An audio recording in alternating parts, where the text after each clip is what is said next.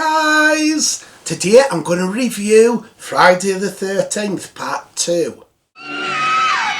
Friday the 13th Part 2.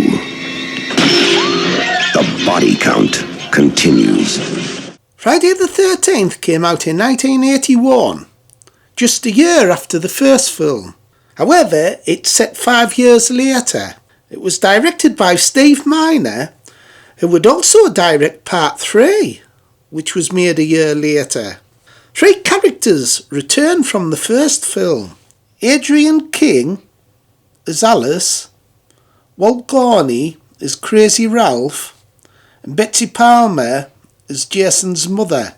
However, this time it's Jason who's the killer, not his deranged mother. The film's unique because Jason doesn't wear his iconic hockey mask, just an ordinary hood. He would later get his hockey mask in the next film. A novelisation of the film came out in 1988 by Simon Hawke, who expands on the plot. Simon Hawke expands on the movie's plot by adding character background stories, including monologues, and he also gives details about Jason's origins, including his survival and supernatural healing abilities, which are not discussed in the original film. The music was once again done by Harry Manfredini, who did most of the scores in the series. The film was going to be an anthology, but was changed because of the success of the first film. Early drafts considered making the killer just a copycat killer and not Jason himself.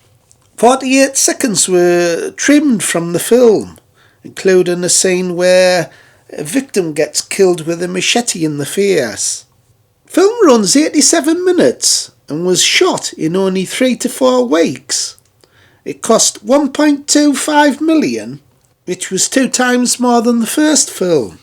And although it was a success, making back $21.7 million, it was nothing compared to the first film, which made $59.8 million. However, it was up against a lot of competition in 1981, including Halloween 2.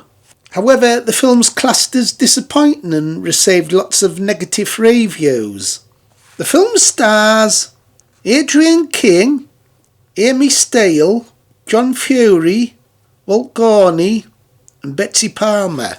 So this is your usual plot for these Friday the 13th films. A traumatised Alice becomes the victim of a mysterious assailant while at home.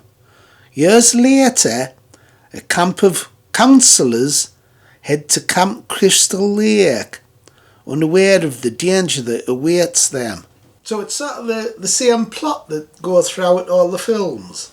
So I remember last time I watched this film, I taped it off the telly onto an old tape, and I watched it years ago, and I thought it was a load of rubbish. I remember that the film looked really dark in places. I couldn't really tell what was going on, and it was probably cut to hell with it being on telly. However, this time I watched it on the Blu-ray box set. So all the older Friday the 13th films are on the box set. And the picture quality is crystal clear, so I can actually see the bloody damn thing. And it was a massive improvement. I think it's uncut as well, or as uncut as you can get. With the film being heavily cut, 48 seconds doesn't sound a great deal, but it's surprising. So it seemed gory enough, and there was nudity as well, full frontal nudity. Hey Phil, I don't know about the bloody campsite, but there was plenty of bloody bush on your shore. Bones man, stop swearing. Wah, I never bloody said out. I never said funny. Oh my. But not only is it an improvement picture quality wise, I actually thought the film itself was quite good. Much better than I expected, especially with all the negative reviews the film gets. And I think this is down to the director, Steve Miner. He did a really good job. I especially like his point of view shots when Jason's watching from behind trees. And you see all these point of view shots, there's loads of tension. Steve Miner was an American director of film and television. He was notable for his work in the horror genre, including films like Friday the 13th Parts 2 and 3, House, Warlock, Lake Placid, the remake of Day of the Dead, and he also did Halloween H2O 20 years later. He's also notable for television series like The Wonder Years, Dawson's Creek and Smallville. And I especially like the last act of the film that involves the corpse of Jason's mother. I thought that was really well done. So the film has some really gory deaths. I especially like the machete in the face. There's this guy in a wheelchair and he gets it right in the face, and there's a good sound effect as well. Thought that was really good. But the characters are likeable. Usually when you get a bunch of teenagers or young people together in a film, some of them, if not all of them, can be quite irritating to watch. But they're not in this film. But I'm going to give it to you straight about Jason. His body was never recovered from the lake after he drowned. And if you listen to the old-timers in town, they'll tell you he's still out there. Some sort of demented creature. So the girl from the first film who survived, the film starts where she's having dreams about what happened to her. So you say there's flashbacks to the first film. Scenes where, for instance, Jason's mother gets beheaded. That great scene from the first film. So you see a lot of flashback sequences. And very surprisingly, she gets killed off. So it reminds me a lot of Psycho, where Janet Leigh gets killed. You think she's going to be the main character of the film. But she gets killed off, and it's quite a surprise and shock, actually. Then the film starts with the familiar titles. I like the Friday the 13th titles. There's something to look forward to at the beginning of the film.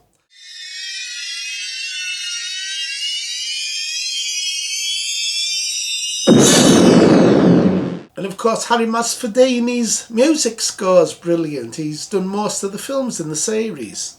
Then the film starts 5 years later. So that's quite clever because it gives Jason a chance to grow up. The downside of the film, though, is Jason's character wears this hood with a little hole to see out of. And it's not very effective. It's nothing compared to the iconic hockey mask that he wears in all the other films that gives him more character. With just wearing an ordinary hood, he's very bland.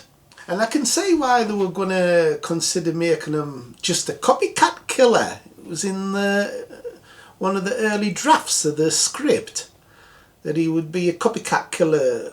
However, that wasn't the case. They changed it to Jason.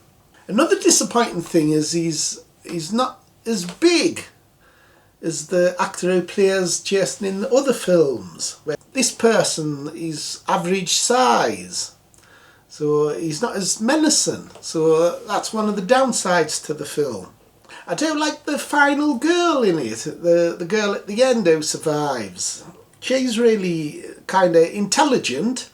She tries to be Jason's mother. She puts Jason's mother's jumper on. And that's quite clever, how she tried to manipulate Jason's psychology. It's good seeing Jason's mother's corpse as well. She's on this altar that he must sort of pray to, I guess. And I like the idea that they were going to have an ending where the corpse's eyes open and she smiles towards the camera. That would have been brilliant. Originally, the film was supposed to end with Jason's mother's head opening her eyes and smiling towards the camera right at the end of the film. However, the director Steve Miner removed the scene from the original film, as he ultimately decided that it would make the conclusion too silly. To this day, the footage of the alternative ending is yet to be released. That would have been a perfect way to end the film for me. Although they changed the ending, you can tell that that's what they were planning, because the camera focuses on the mother's head for a long time. So I bet they were going to have her open her eyes, a jump scare. That would have been excellent. Hell, if she'd opened her bloody eyes, I would have bloody shit blow lights. I was touching bloody cloth anyway. So overall, it was way better than I expected. Since years ago when I watched it, I thought it was rubbish. This time I really enjoyed it. It's not a patch on the original. The first film's way better. But this is surprisingly good. So I think out of 10, I'd give this film an 8. 8 out of 10. I think the director did a good job on it. Good likeable characters, and it's quite gory and violent in places. It's just the character of Jason's a bit of a letdown in the film, wearing a bloody daft hood and not being as big. So what did you think, Bones? Did you like it? Hey, Phil! I thought the bloody film was a load of shite, apart from the titties at the end. So next month's another Friday the 13th, so I'll be doing another film. I'll be doing Friday the 13th Part 3. So that one should be good. The one where Jason finally gets his hockey mask. So anyway, I hope you enjoyed the review. Like, subscribe and share. Bye everybody. Bye. Bye.